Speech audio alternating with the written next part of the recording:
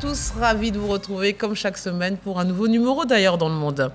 Les guerres donnent lieu à d'innombrables photos et vidéos partagées sur les réseaux sociaux et visionnées des millions de fois. L'utilisation des réseaux sociaux dans le conflit en Ukraine est emblématique de l'évolution des guerres au XXIe siècle. Si la fonction première des médias est de communiquer, ils servent désormais également à espionner les mouvements de l'ennemi et à mobiliser l'opinion publique.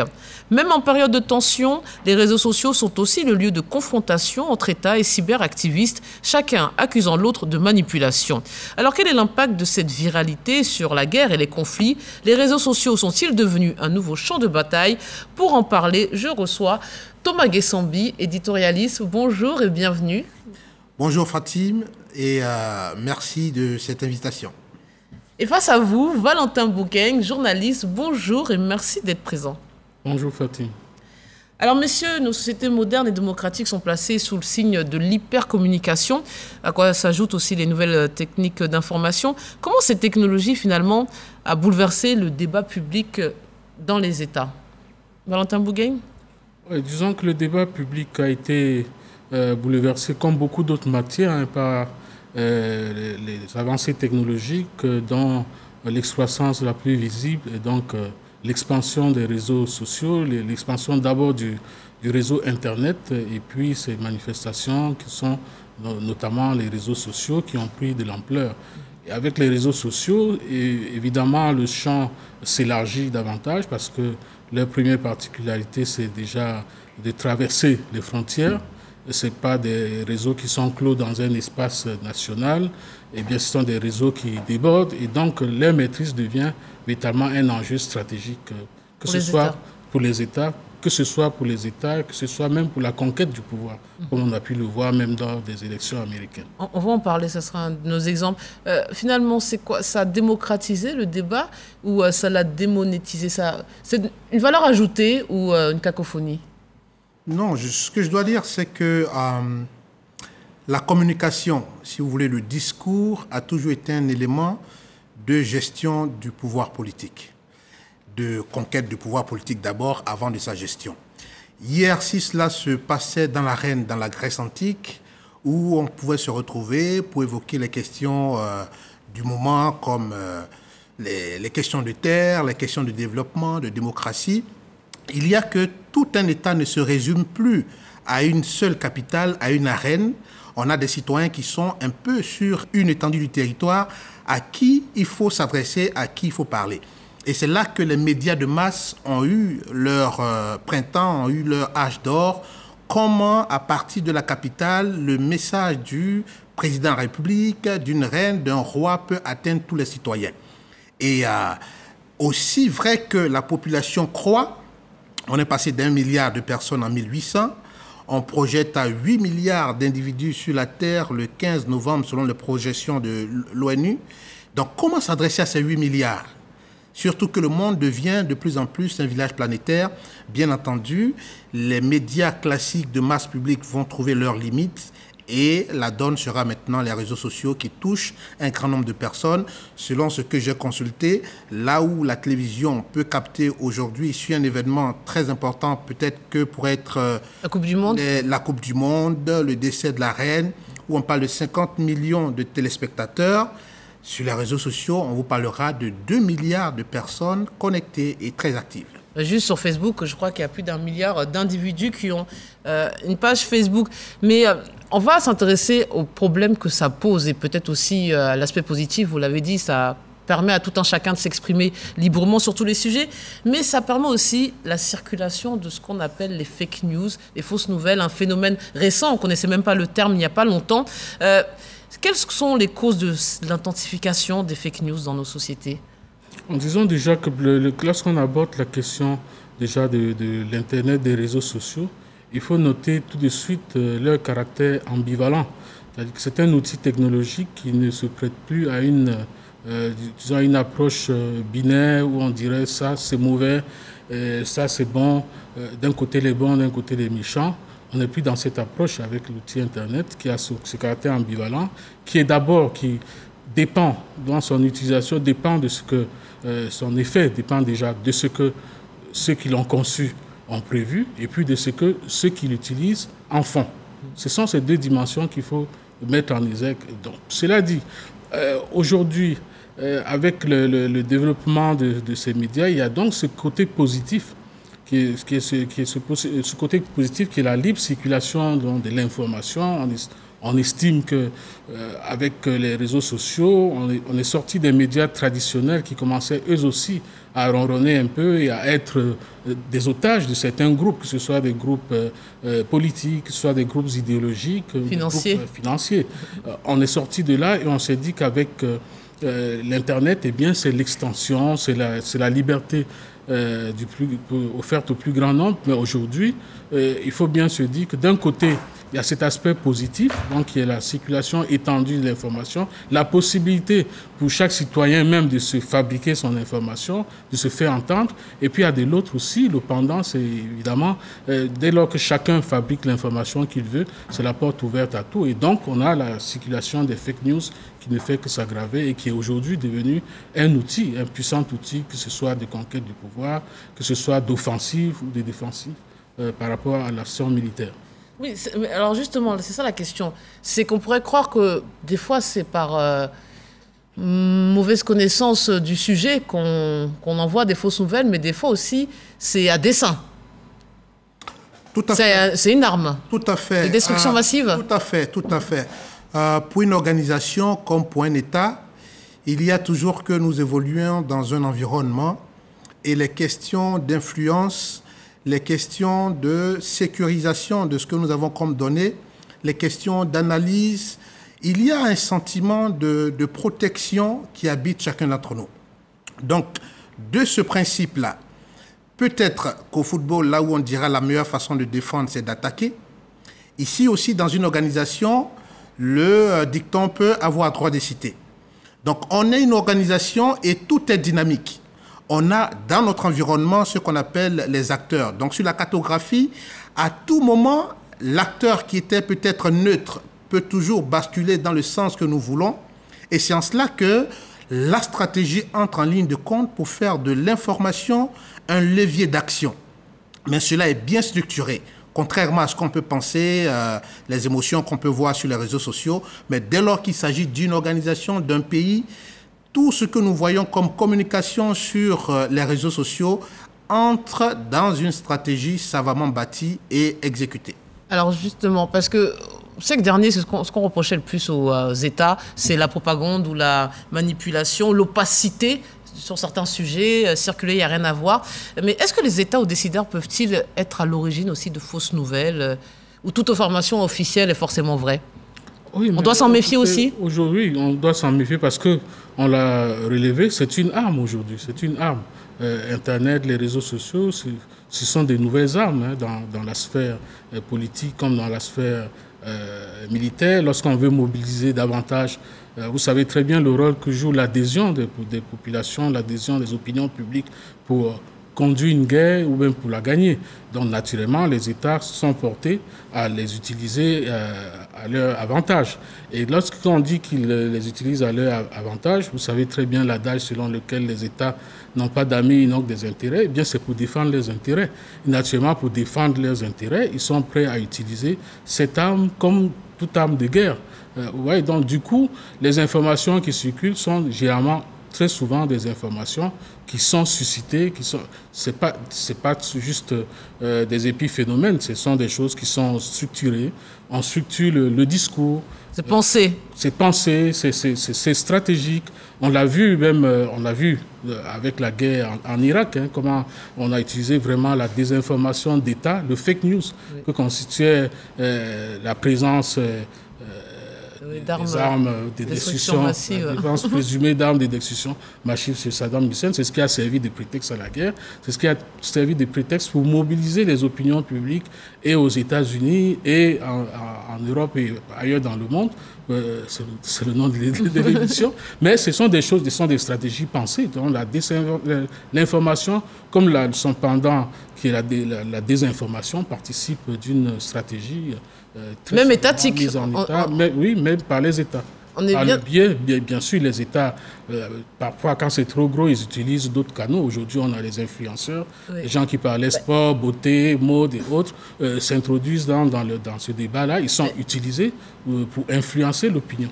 On va en parler notamment des cyberactivistes, hein, je vois que vous y pensez, mais restons d'abord sur les États parce qu'on se souvient tous de l'exemple américain pendant l'élection présidentielle de Donald Trump face à Hillary Clinton. Et là aussi, on a vu à la faveur de ces élections, les opposants et supporters de Trump s'accuser mutuellement de rumeurs ou de contre-vérités sous fond de soupçons d'ingérence russe et favorisés par l'usage croissant des réseaux sociaux. C'est d'où ma question tout à l'heure. C'est une arme de déstabilisation. Ça peut modifier une élection présidentielle en interne? Mais bien entendu, c'est ce que le stratège va qualifier de pis-aller dans l'art de la guerre. Là où on n'a pas une confrontation directe avec les missiles, on utilise ici la communication, la manipulation de l'information comme un pis-aller pour atteindre son objectif. Parce que le plus important, ce n'est pas deux adversaires qui se font face, mais dans une guerre, il y a toujours une notion d'alliance.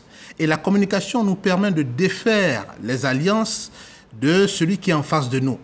La communication nous permet naturellement de rallier à notre cause ceux qui ne l'étaient pas. Et comme je l'ai dit, les acteurs ici, sur cette cartographie de confrontation et de défense d'intérêt, ne sont pas statiques.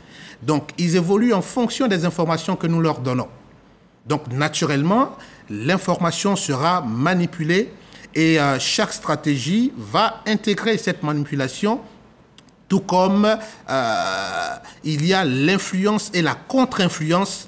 Donc, par ce qu'on a diffusé tout à l'heure, j'ai vu une de vos images où on voyait tout à l'heure, peut-être qu'on va y revenir, où on voyait une petite fille qui se braque devant un soldat. Qui c'est qui nous fait dire que c'est forcément une petite Ukrainienne face à un soldat russe?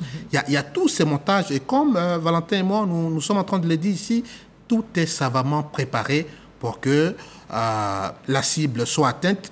Mais ici, dans le cas des États, ce que je dois dire, il y a le stratégiste, le penseur, mais il y a les vecteurs. Donc, on prend des vecteurs crédibles, on peut prendre les ONG qui ont de la crédibilité, on peut prendre des think tanks, on peut prendre des universitaires, mais toujours est-il qu'on a après ces vecteurs-là des relais qu'on peut voir comme les organes de presse et les influenceurs, ce qu'on appelle. Il y a un événement qui nous a tous marqué, c'est la crise sanitaire, où là, vraiment, ça a donné place à tout et son contraire sur les réseaux sociaux, de la désinformation pure. C'est vraiment un danger parce qu'on a vu le monde se diviser, s'opposer, malgré la voix officielle, la parole de l'État ou des personnalités étatiques. C'est ce qui était dit sur les réseaux sociaux qui était plus recherché, regardé que les médias classiques. Il faut dire que ça remplit un vide. Oui, ça remplit un vide et même ça participe d'une mutation en réalité.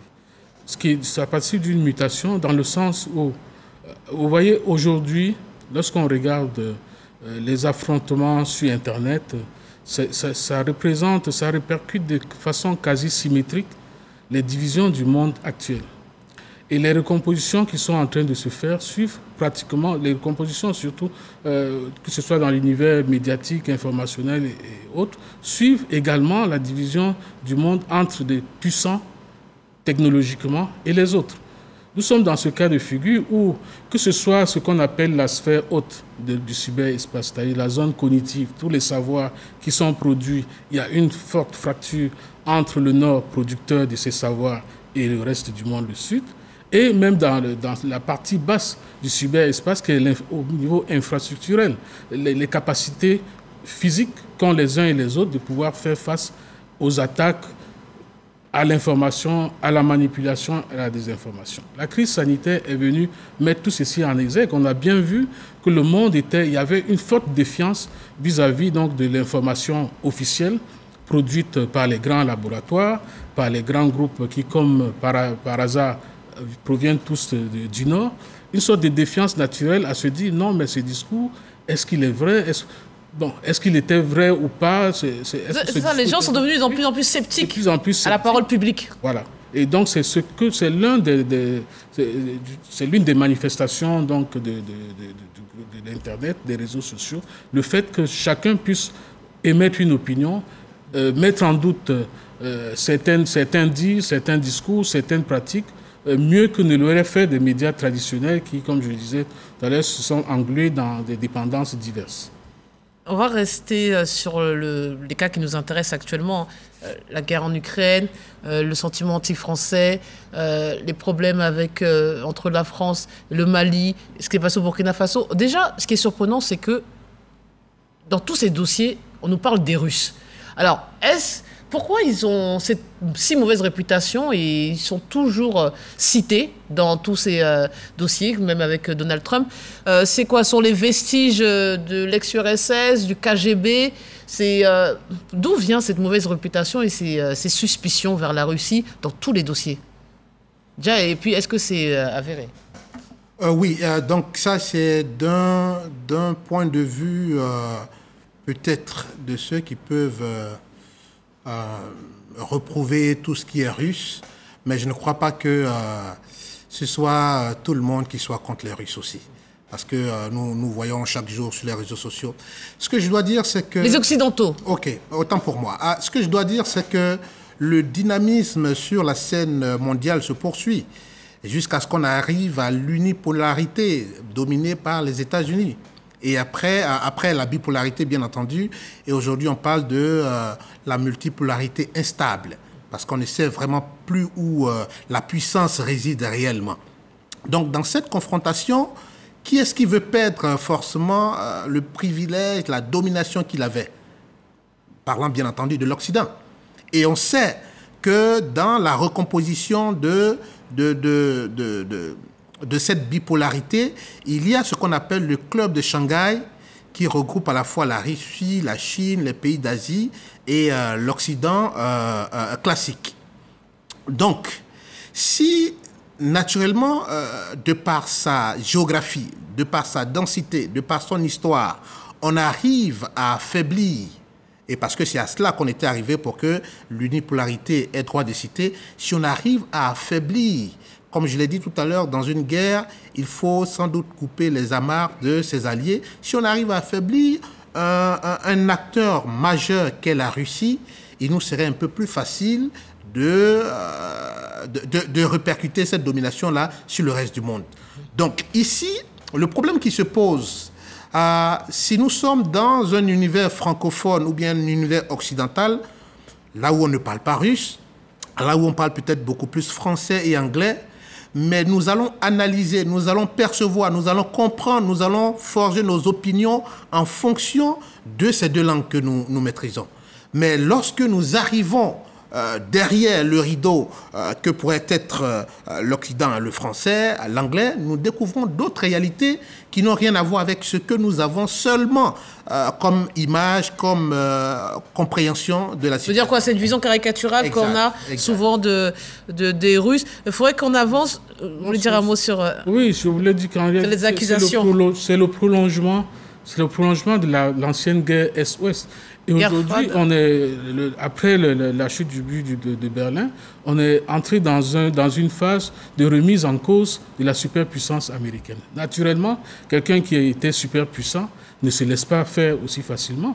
Donc, c'est d'où sa stratégie de diabolisation de ceux qui perçoivent comme des adversaires potentiels à sa puissance, que sont les Russes et les Chinois, notamment. Mais alors que les Américains, ils ont eu beaucoup d'accusations. On a les cas Snowden, Julian Assange, qui ont parlé d'une espèce d'espionnage géant, gigantesque des Américains. Et pourtant, ça n'a pas donné suite.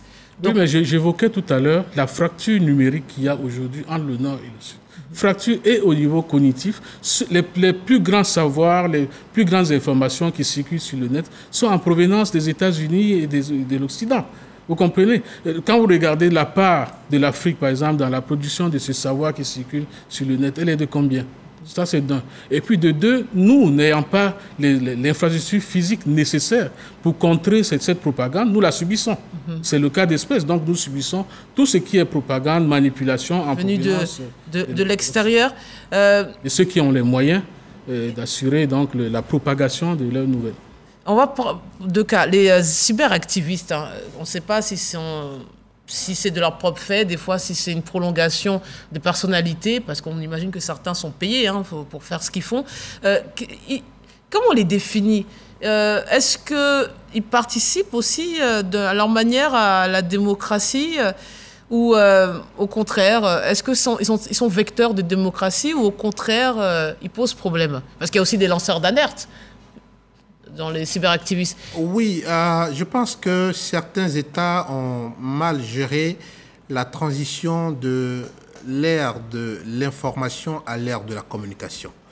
Figurez-vous, dans un monde qui bouillonne, où il y a des échanges d'étudiants, de professeurs, que je me retrouve dans mon pays et j'ai droit peut-être à 2 éditions de l'information, 13h et 20h. Donc avant 13h, comment va le monde? Jusqu'à 20h, comment va le monde? Alors qu'on voyage, on va un peu partout. Sur l'Internet, on a le temps de savoir un peu ce qui se passe dans le monde. Donc bien entendu, ce bouillonnement-là va venir combler ce vide-là. Pour que nous ne soyons plus à l'ère de l'information où c'est le pouvoir qui diffuse les informations. Mais bien entendu, qu'elle l'a savamment et suffisamment préparé. Donc ici, on a parlé et on a réclamé la démocratisation des supports de la communication. Et je pense que les gouvernants, tous les États en tiennent compte aujourd'hui. Le président français, bien le président de nos États disent qu'ils prennent des informations aujourd'hui sur les réseaux sociaux. Donc, ce que je dois dire... Valentin l'a dit. Oui, bien entendu, je vais y arriver. Il y a le fabricant de la technologie et il y a l'usage qu'on en fait. Donc, bien entendu, dans l'usage, il y a des proportions. Donc, on a souvent des cyberactivistes qui viennent pour donner une autre voix, un autre son que ce que dit le pouvoir qui est en place. Dans ce Ce sont des anciens systèmes, des porte-voix d'une réalité? Mais il y en a de tout. Il y en a de tout sans être équilibriste. Ils viennent ici en tant qu'anti-système parce qu'il y en a qui sont des relais de combat des hommes politiques. Nous en connaissons et on va peut-être pas les citer ici. Et il y en a qui viennent naturellement pour remettre en cause le discours officiel qui n'est pas souvent vrai, mais qui est donné en fonction des contingences. Donc, je pense qu'on peut les sérier parmi eux, ceux qui sont des relais, des combattants politiques, ceux qui sont là en tant qu'éclaireurs, éveilleurs naturellement, et ceux qui comblent... Mais comment on fait le distinguo entre les bons et les mauvais? Parce que sinon, c'est selon ce qu'on pense chacun. Si la personne défend une cause qui me touche, je vais dire que c'est un bon cyberactiviste. Et si sa cause me dérange, je vais l'accuser de tous les noms. Internet, vous savez, c'est comme la face des Janus. C'est-à-dire capable du meilleur comme du pire. Vous avez des cyberactivistes, vous avez de tout dans cet univers. Vous avez des combattants solitaires, vous avez des lanceurs d'alerte, et puis vous avez des encagoulés, vous avez des relais, vous avez des vecteurs, et il y en a de tout. Tout simplement parce que les gens ont bien compris l'intérêt qu'ils peuvent puiser lorsqu'ils sont en face d'un influenceur qui, naturellement, est payé comme on paye d'autres dans des campagnes marketing pour faire passer un message. Écoutez, un État estime que tel individu ou tel autre est bien suivi à des pages bien suivies par ses followers et autres, par ses contacts, eh bien, ils décident, pour faire passer davantage son message, de recourir à ces services. C'est devenu un business. Ils sont même reçus par des personnalités politiques au même titre qu'ils recevraient, je ne sais pas, un autre homologue. Exactement. Et même sur la place locale, vous voyez très bien qu'aujourd'hui, de plus en plus, la tendance est de recruter plus des influenceurs que des journalistes. Oui, même dans les médias, tout à fait. Donc, ils sont devenus... Aujourd'hui, chacun essaye d'en profiter comme il peut. Oui, mais il y a un gros problème, c'est la législation. Comment légiférer? Les GAFA sont tellement importants, déjà, ils ont l'air d'être plus puissants que les États eux-mêmes. On ne peut pas dire qu'ils soient toujours satisfaits des dérives de leurs outils, mais comment on fait? On va prendre l'exemple concret de Nathalie Yamb. J'ai vu qui est donc une militante suisseau-camerounaise se présentant sur son site internet comme experte des questions africaines et migratoires et suivie par plus de 200 000 personnes sur sa chaîne YouTube. Elle a été interdite de séjour sur le territoire français suite à ses différentes sorties sur les réseaux sociaux. C'est ça la solution, c'est-à-dire légiférer au cas par cas. Chaque pays va prendre des dispositions pour cibler ces cyberactivistes. Quelle solution quand tu sais que le GAFA ne fait rien, ne coupe même pas les comptes des uns et des autres si c'est demandé? Je pense, peut-être pour imager mon raisonnement, lorsqu'il y a de la fumée peut-être dans la maison, la première des choses qu'on fait, c'est d'ouvrir les baies et voir après la source de la fumée.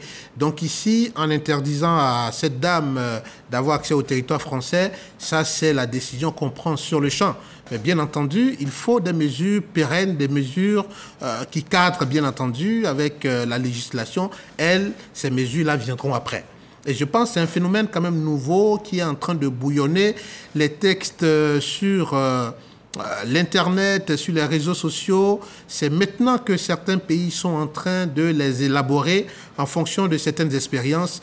Mais pour le moment, je pense que c'est beaucoup plus de décisions de l'autorité de l'État que des textes réglementaires qui suivront après sans doute. Même en Côte d'Ivoire, c'est en discussion, mais est-ce que c'est efficace? Parce que même si elle reste en Suisse, elle peut en continuer. Voilà, je veux dire, c'est à la limite assez ridicule. Oui. Elle quitte la France, elle va en Suisse à côté. Et puis, de toute façon, on est dans le cyberespace. Il n'y a rien qui... Il n'y a pas de frontières. Il n'y a pas de frontières. Étant en Suisse, étant dans n'importe quel pays au Turkménistan, elle peut tout à fait communier avec les opinions publiques en France.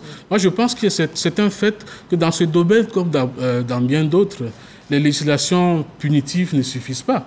Ça peut peut-être permettre de se donner bonne conscience vis-à-vis de l'opinion à un moment ou à un autre, mais ça ne suffit pas, ça ne règle pas les problèmes de fond.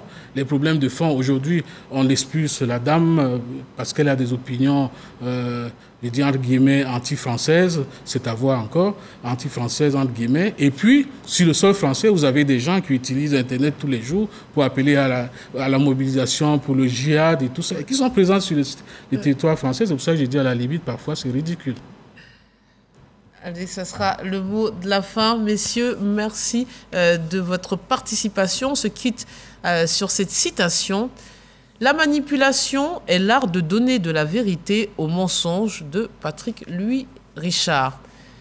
Merci de nous avoir suivis. Bonne suite des programmes sur RTI 1.